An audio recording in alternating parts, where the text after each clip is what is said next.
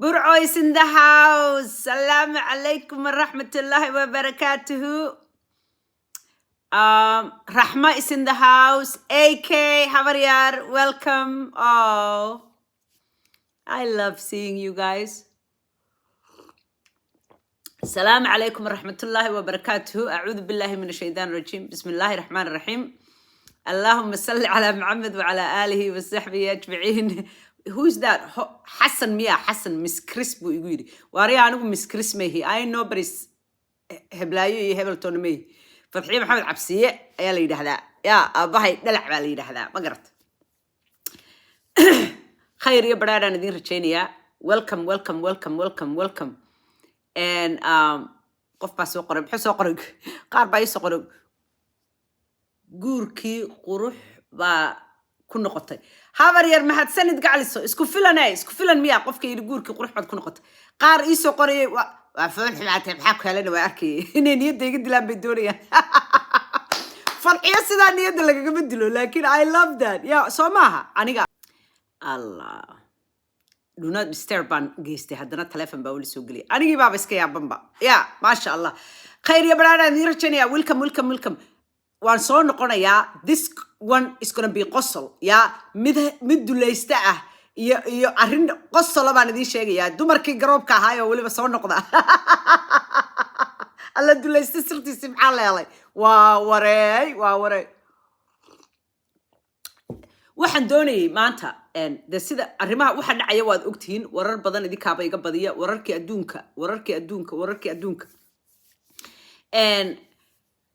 anigu marna saacadna sidaan idin sheegay waan ooyaa saacadna happy baan noqdaa because I'm an optimist. I'm an optimist.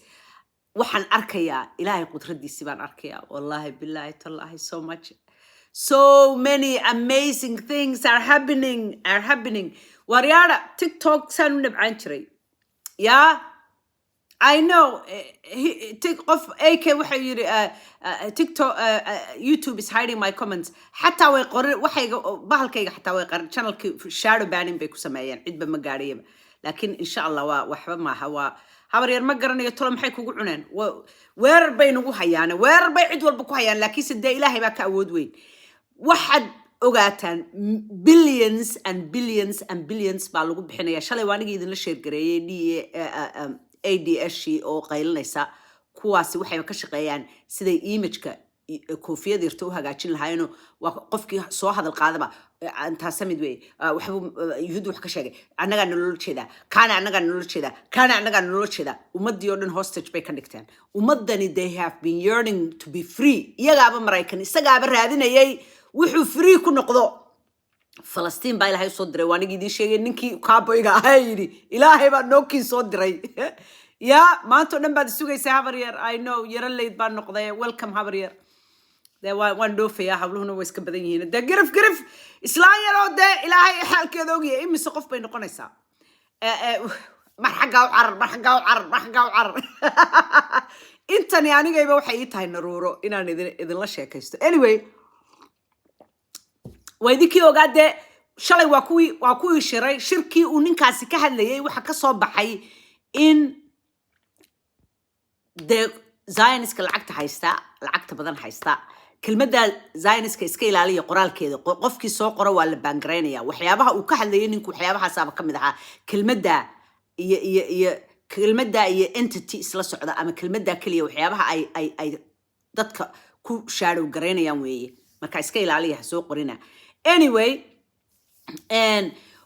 qodobadii ka soo baxay waxay ahayd inay billions and billions yuhuuda Zionistka iyo gruubada kale Zionistka iyo kambaniyada iyo cid walba in lacag la isku daro billions and billions in la isku daro dabadeetana waxay isku dayaan inay TikTok iibsadaan amaba inay hadday TikTokna u maleeyma inay yeelayso hadeerba investment badan way ku leeyihiin iyagu laakiin inta ugu badan indhayar baa leh حتى state وحبو كله هاي state ماركت Chinese state كو هديك لنا وحيد دونيان إني إلا حتى تيك توك أي كو قرقيان لعق أو يرهدان بانجري عد والبقى صو هذا القاطع أرنتها أو وحكي شيء يسا ريركا أما أرنتن كحل ليسا أما فلسطين وهيل نيسا ama bangareeya ama wuxuuda qariya ama dawaka TikTok marka waxay TikTok waa masiibe waxay samaysaa marka list baa loo keenaa maalin walba list baa loo keenaa intaas oo qof intii qof bay deetana way account-koodii bay yara xidhaan waxay kadibna u soo celiyaan ma garatay and already CNN muxuu ahaa de meelihii kale oo dhan awal bay meelaha iyaga iska lahaa hadeerna meelihii way mainstream media wuu iska cadaystay YouTube-na and iyadna de wax weeyaan weli YouTube xoogaa awalba meelo badan way dhaantay oo waxay ahayd dad badan ha baangareeyaan ama waxyaabo badan ha qariyaan laakiin still they're not very rigid account-nada ha qariyaan wixii obvious way qarinayaan ama way baangareynayaan laakiin sida qofkii wixii lagaga xidhaa shadow banning inay kugu sameeyaan mooyaane wixii outright kaama xidhayaan ma garatay it takes a long time inay wax ka xidhaan marka anyway waxaan doonaya waxyaabaha cajiibkee aan Allahu akbar adduunka waxa dhacaya waad yaabaysaan ilaahay baan ku dhaartay horta Gen Z I am so Facebook is the worst Facebook in adduunka wax ka dhacayaan lama moodo Facebook marka la galo and Gen Z are going to be the ones who will change the world Generation Z waa kuwa adduunka bedelaya waxa laga qaylinayaana waa iyaga yaa much better than حتى millennialski cid walba dad dhiisani way ku jiraan waxaan doonaya inaan idin sheego waad aragteen kuwii Britishka ahaa ee qarmuunay qurunka ahaa waxay qabteen dood ceasefire-ka lagaga doodayo the mayadii baa badatay awalba waa la iska garanayay wax iska hayduun iska nacnac dadka la doonaya in lagu majara habaabiyo waxaan doonaya inaan idin la sheer gareeyo fiidiyoyada qosolka inaan kan dhageysta inaan baa soo helay fadlan inaan kan daba gala I'm surprised he doesn't have good huge following this guy is amazing daawada oh I love this guy okay Barack Obama daawada okay this is what they're resorting to suga okay this is waxyaabaha ay sameynayaan waxa kamid ah nacam hatta Hollywood is part of the action yeah billions ka inay wax ka qaataan waxay sameynayaan filmo beena way idinka arkay yuhuud carab iska dhigaysa muxuu ahaa wax walba waxay leeyihiin xamaas baa ku jiray ma garatay wiilka dhagaysta حتى they're resorting to the worst stuff. Jeremy, okay, dhagaysta. I love this guy. Fadlan follow Garay. Hi, I'm Jeremy. Thank you so much for this opportunity.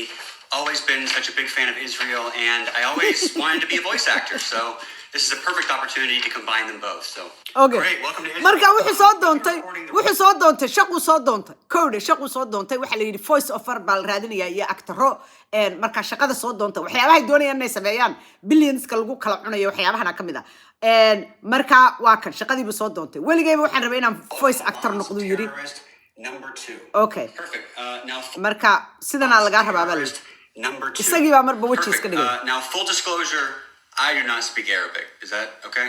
It's totally fine.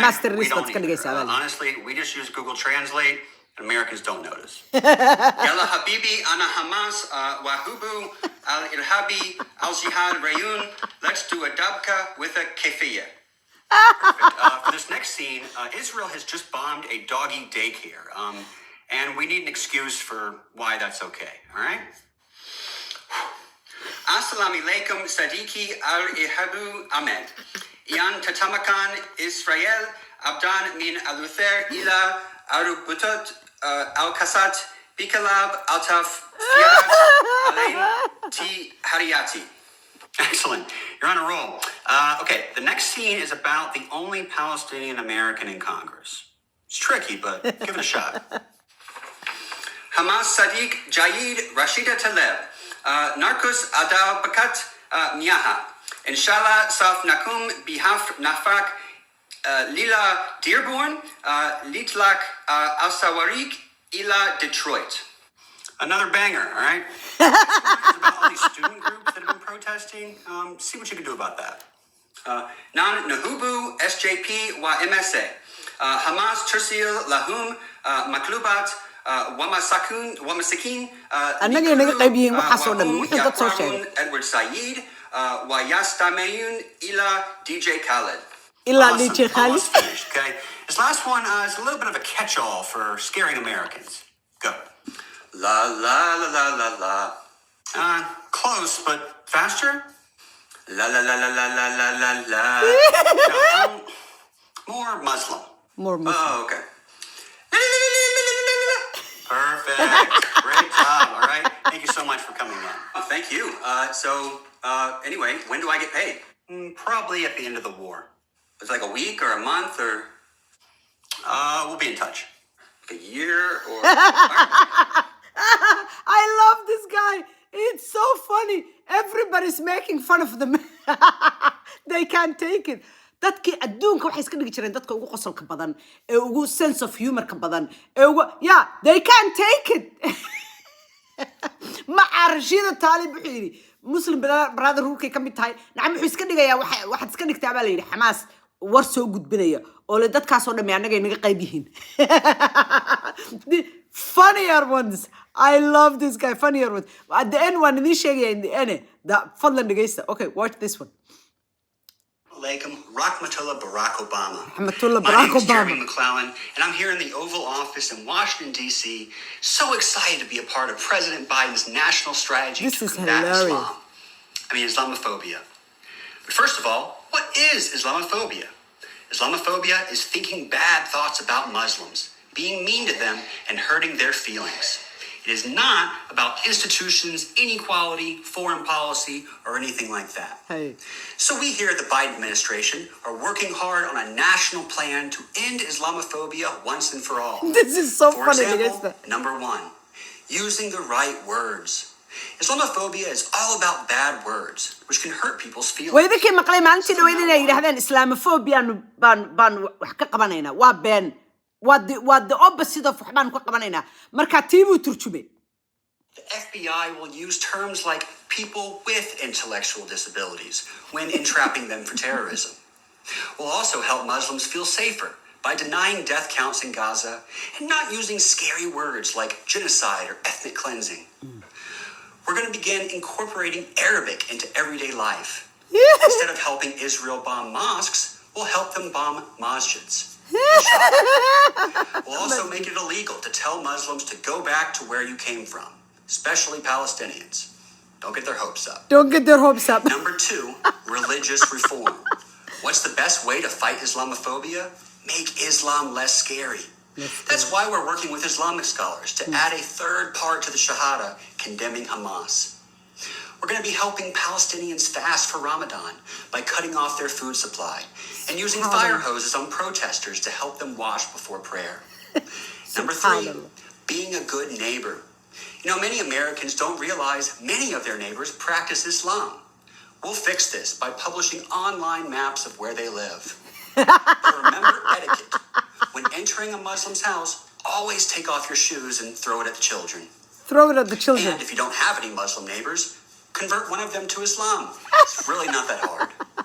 Number four, financial assistance. Just like normal Americans, Muslims are struggling to make ends meet, and we are here to help. Effective immediately, President Biden is forgiving student loans, but only if you become a doctor or engineer. We're expanding access to healthcare by making birth control not just free to Muslims, but mandatory. We'll make sure So they won't Palestinians have get any more adequate children. medical care by bombing them as close as possible to the nearest hospital. We'll make air travel easier with an Subhanallah, he's so exclusive hilarious. pre-check line just for you. And we'll be setting all Muslim clocks 1 hour behind so you come to events on time. But most importantly, we'll be honoring the rules of Islamic finance by not charging any interest on the $14 billion we just sent to Israel. Number five, representation matters, but presentation matters more. That's why we're supporting Muslim actors and comedians, but only the cute liberal ones. No one too threatening or religious. And we'll be setting them up for success in their careers with internships with big stars like Jerry Seinfeld, Sarah Silverman, and Amy Schumer. kulligood waa yuhuud As we iyagaa lagu implement darayaa these yuhuuddaas initiatives, please keep in mind that Muslims are more than just their religion. They're also voters and donors to the Democratic Party. So Americans, let's all come together in solidarity and friendship in the belief that no matter what your faith, We all worship the same God. War. So on behalf of Joe Biden and everyone else on the national strategy to combat Islamophobia, thank you for listening. I'm Jeremy McClellan. Allah Hafiz. Allah Hafiz. I think he's Muslim because kelmada I don't know the inuu yahay, but I'm thinking waa laga yaabaa inuu Muslim yahay iyo in kale war ma hayo laakiinse I don't know. He seems to know a lot about Islam, so I'm thinking he's Muslim. This one is also very, very funny. Horta waxaan idin sheegayaa magaciisa and fadlan sawir ka qaata halkaas uu ku dhegsan yahay. Halkaas. Take a picture. Jeremy McLennan, I think. Ma ka qaadateen sawir? I will spell it also. At Jeremy, Jeremy, your last name Kisi, McLellan. Irish descent, McLennan. I love that. Dadkaas waa dad wanaagsan. This is another one that's really, really hilarious. Allah, where is it? Allah kiimaan soo dejin. Here's another one. Hey, it's Jeremy again. And 10 ways to support as a lifelong Zionist, I wanted you to know how you can support Israel in these crazy times. Number one, fight the BDS boycott by buying things made in Israel, like Sabra hummus, SodaStream, or American foreign policy. Number two, fight them back. Boycott things made in Palestine, like olive oil, handicrafts, or Jesus. Number three, pay extra taxes. Since 1948, America has given $317 billion to Israel. That's your tax money. So when you pay the IRS, throw another 20% on top just for Israel.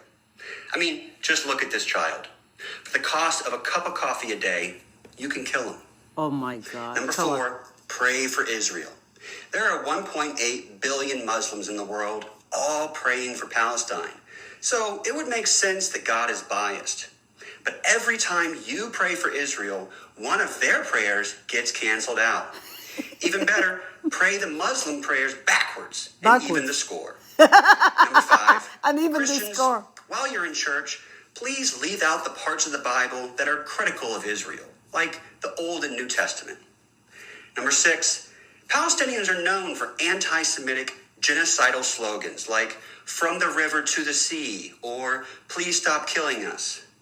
So respond with pro-Israel, life-giving chants like "From the Jordan to the Med, all of you will end up dead."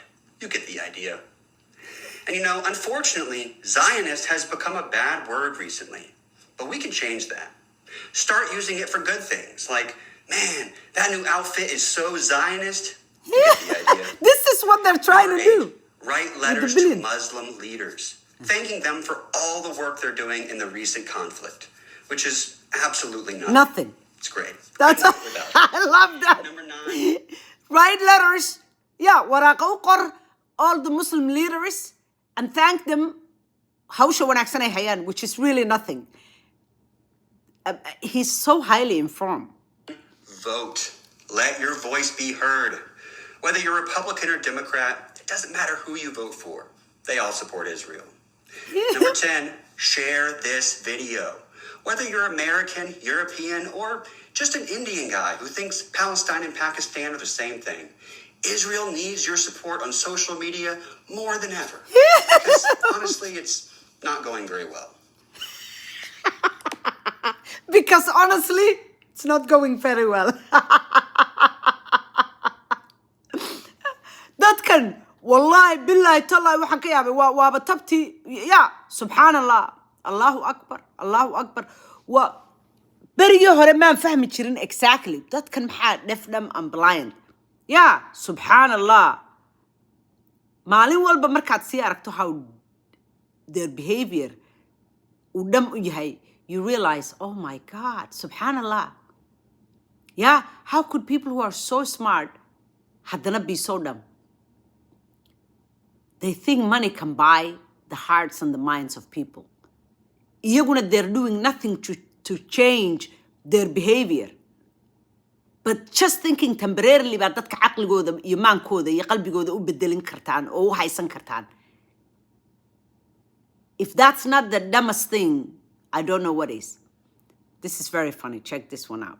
Everybody's making fun of them. Chan YouTube, Brett, Resto. waa chef bahalkiya waxa loo soo qoray atok magaciisa atok la yidhaahdaa. Can you cook fried rice for Israel please? Okay, heestan in laygu qabsado dooni maaye wuxuu sameeyey de heestii Falastiin buu daartayo waa kan. Okay, waa kan waa akhriya dhegeysta.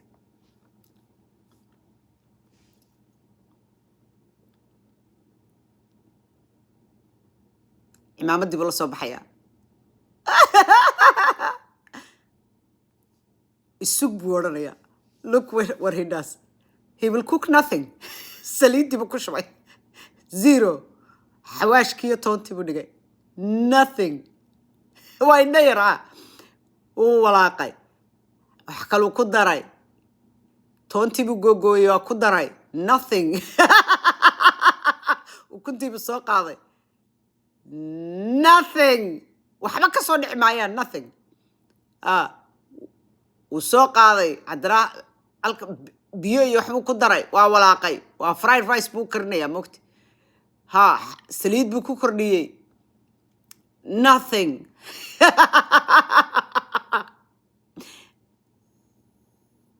dabkii buu ku belbeliyey. Nothing. khalaas waa ugu riday blaadkii buu ugu riday halkaas uu soo dhigay waka. qashinku ku daray wixii baa dadana. Everybody's making fun of them. They are losing their minds. They cannot handle it. They cannot handle it. Allahu Akbar. Ilaahay subhanahu wa ta'ala.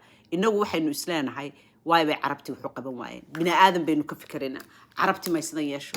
Muslimiinti ma sidan yeelaan. May fadhiga ka kacaan. Maanta waxaad ogtihiin Saudi Arabia in ay xaraam ka tahay masaajidadii ilaa iyo xaramkii laga baangareeyay in Falastiin loo duceeyo. Imagine that. xaramkii Ilaahay iyo masaajidadii Saudi Arabia waxa laga baangareeyay in Falastiin looga duceeyo. Ilaahay subhanahu wa ta'ala muxuu yiri kuwa idinka wanaagsan baan ku bedelayaa.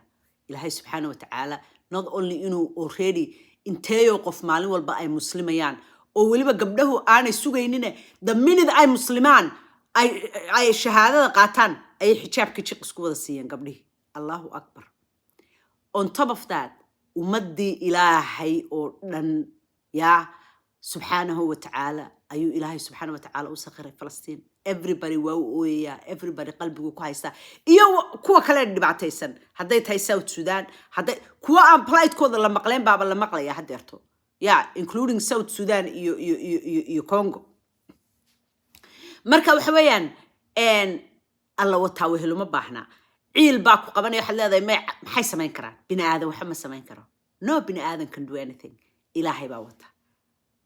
qorshahooday leeyihiin sameeyaan. Ilaahayna qorshihiisu leeyahay. qorshihiisii is unfolding so perfectly. waxaan idinkaga tegayaa waan soo noqonayaa gabadhana waxaan idin leeyahay oo dhan this young woman sums it up all together. I hope inaan soo dejiyey. Listen to this young woman. anigu video baan saaka ka sameeyey arrintan kowdhe intaanan gabadhan arag video baan ka sameeyey on TikTok-gayga soo geliyey waxyaabaha cajiibka aan arkayo oo English haddaba siday this young woman iskugu soo koobto wixiiba daawada.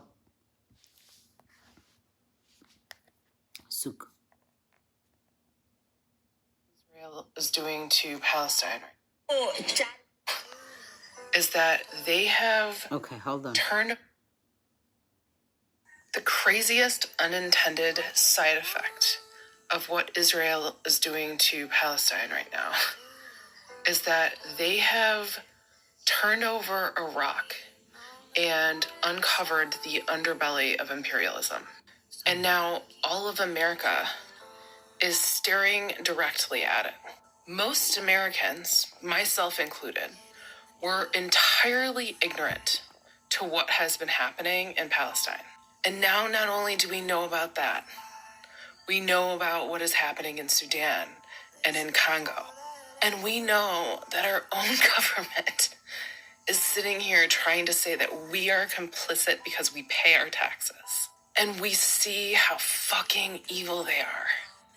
And just like building something on top of sand, I foresee us washing away and letting capitalism and this evil imperial empire crumble to ashes. Because perhaps what they so foolishly didn't recognize is that they have been treating their own people like shit for a long fucking time.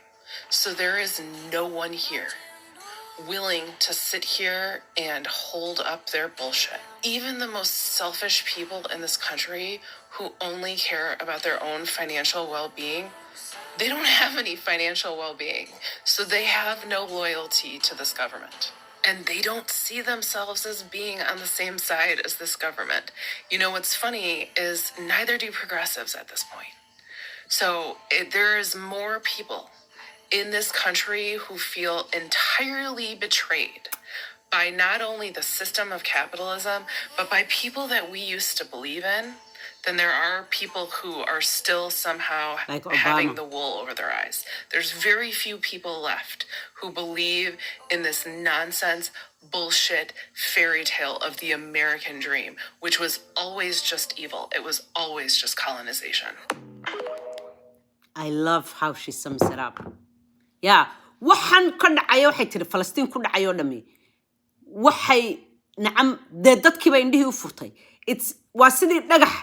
Yeah, dhagaxa marka saa loo qaaday cayayaanka ciidda ka badan oo dhami uu ka soo burqado. Marka dusha ka eegtana caadi iyo meel yar oo iska peaceful u eegay, laakiin waxa adduun halaaqad ku dhex nool. Ku hoos nool. Nacam indhihii baa noo furmay bay tiri ummadii oo dhan waa exactly waxaan idin sheegay wiilkii kaaboyga ahaa uu yiri adduunkii oo dhan baad xoreyseen yaa ilaahay subxaanahu wa tacaala ilaahay qudradiisa siduu wax isugu beegbeego wax walba isla sugo bini aadan can do nothing walaa billions kooda wax qabanayn walaa muxuu ahaa aamuskooda kuwa muslimiinta aamusan yaa afarta wadan ee ka aamusay in muxuu ahaa oil embargo lagu sameeyo yuhuudda iyo Europeanka in muxuu ahaa Mareykan iyo yuhuudda loo diido inay dalalka muslimiinta dalal kamida kaga duulaan muslim kale and in muxuu ahaa economic embargo dhaqaale maaragtay lagaga soo horjeesto in muxuu ahaa qodobkii afar qodob oo muhiima afartii qodob ee ugu muhiimsanaa and afar wadan baa diiday Saudi Arabia was leading the chart and muxuu ahaa iyo Assisi Egypt and Jordan kii kalena keebuu ahaa Jordan iyo one more I don't know which one the fourth one was iyo muxuu ahaa Emirateska afartaasaa diiday yeah waxaad arkaysaa haddeerto waxaan dhageysanay CJ Willerman la yiraahdo siduu u canaantay carabta oo Australian ah oo dhibaatada muslimka lagu hayo wadamada reer galbeedka ku hayaan aad uga hadla beautiful brother I don't know he's not Muslim yet lakin I am almost certain he's going to become ilaahay anoo soo wada hadeeyo ilaahay umadiisoo dhan haynoo sakhiro dee diintooda iyagaa iska leh oo iyagay u fiican tahay laakiin kasi wanaagsan dayn ilaahay na maaragtay ilaahay iyagana maaragtay qulubtooda bedelo oo ugu naxariisto islaam ilaahay idankii wuxuu yidhi how shameful inay xataa yidhaahdaan oo keliya waanu samaynaynaa ay isku raacaan intaa keliya ayaa wax badan gilgili lahayd they refuse sida u canaantay waad yaabaysaan marka waxa weeyaan bini aadan waxba ma tari karo quluubtana ilaahay baa iskale isagaana bedela maanta haddii ilaahay Mareykan adduunka oo dhan yes meel walba waynu ognahay the entire global south muxuu ahaa Falastiin buu la jiraa laakiinse dee yaa la jira wadamada reer galbeedka waa Mareykan Britain France iyo Germany really waa intaasun waxaan edeb daradan oo dhan maaragtay samaynaya laakiinse waxa weeye afartiiba dadkoodii ayaa haddeer shicibkoodii baa kasoo horjeestay oo kasoo horjeeda and they're the ones who are going to change everything because group kuwan yaryare dhalinyarada ahi dad badan intay yiraahdaan waxbaanu dooranaynaa dad baanu dooranaynaa oo democracy baanu haysanaa ayaa haddana they never hold dadkii accountable but these young people generation kan hadda jooga in badan waxa la lahaa war kuwan heedhe waa caajisiin ma kacaan waxba maxaa ka siya waa yaaba la oran jiray show waa dad cajiibooba yaa waaba binaadan cajiibaba they're the ones who are going to change the world generation C dad badan oo kalena de way la socdaan laakiin for the most part marka waxa weeyaan ilaahay idankii everything is going to fall apart it might not have been maanta waxa laga yaabaa sanadkan iyo sanadka dambe ka ku xiga toona inaanay weli Falastiin hadda waa idinka arkay waxay caadi bay u yiraahdeen waanu annex garaynaynaa Gaza waxaanu doonaynaa dabadeetna wadamada Ireland oo kale waata u hiilinaysay Falastiiniyiinta ha sameeyaan ha qaataan 500,000 Maraykan 500,000 ha qaadato muxuu ahaa Britain 500,000 ha la kala qaybsado annagu meel uma hayno afcad bay sidaa yidhaahdeen anigu in a way waan bajeclaan lahaa inay iskaga yimaadaan meeshaas oo ay nolol iska samaystaan oo inta hadhaa iska nasato in muddo ah waayo iyagoo more forerisa wadamadan awood ku leh ilaahay inuu wax ka wadaa dhici kartaa ilaahay idankii waan jeclaan lahaa anigu inay yimaadaan illa eventually ilaahay wuu inoo sheegay in qasa iyo baytul maqdis ay xoroobayso marka waxaba laga yaabaa inayba dadka iyagu ay kuwan asxaan ugu sameeyaan oo soo qaadaan wadamadan reer galbeedku kala qaybsadaan ilaahay idankii France kulli yeeli mayso waa masiibe ay kala qaybsadaan more foreigners more people dadka influence gareeya more dadka maaragtay ay ku daydaan haddeer kalgacal badan baa loo qabaaye maaragtay inaga lafteena wadamadeena reer galbeedka kuwa jooga beri dhexdaasa waa kuwii lahaa ilaahay baa ka qabanaya Beirut kuwii beri dhexdaasa waa kuwii lahaa I lost my train of thought. Anyway, one soo noqda. There's a lot going on. And ilaahay idankii wax khayr qaba soo socda. Oh, train of thought ka hadan helay. Ayaama dhexdaas waxa laga fikirayay in halkan wadamadan reer galbeedka uu ka dhaco bal ilaahay sidoo wuxuu wado eega uu ka dhaco maaragtay argagixiso uu ka dhaco hadda dhici maayo.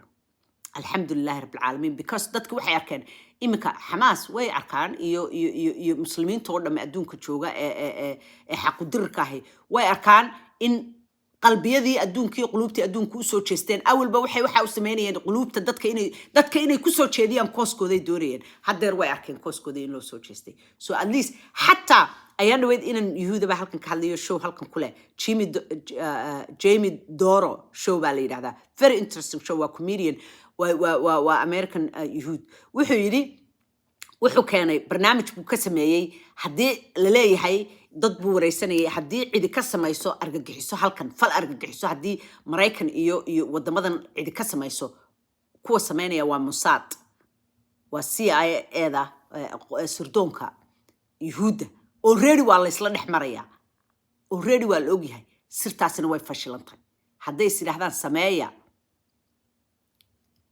waxa la ogyahay in aan loo qaadanayn inay muslimiinta yihiin everybody knows marka wax weeyaan ilaahay waa qulubta umada bedela qulubtii bini'aadamku way soo bedelaysaa ilaahay subxaanahu wa ta'ala no amount of lacag ay kharash gareeyaan ilaahay qorshihiisa ma gaari karaan ilaahay subxaanahu wa ta'ala waxaynu ka baryaynaa in ilaahay masiibo iyaga ku kooban madaxda ku kooban dadkooda ku kooban masiibo iyaga iyo inta raacsan ku kooban in ilaahay subxaanahu wa ta'ala dhabta u saaro ilaahay idankii waan soo noqday this is going to be a more light-hearted fun show inshallah and I'll see you soon I'm so happy ilaahay idankii ilaahay hay nabadgeeye that waqti aad u wanaagsan inaan tegayo and inaan aad waxaan rabaa ilaahay idankii ducada u soo badiyo ilaahay idankii I feel like it's a very special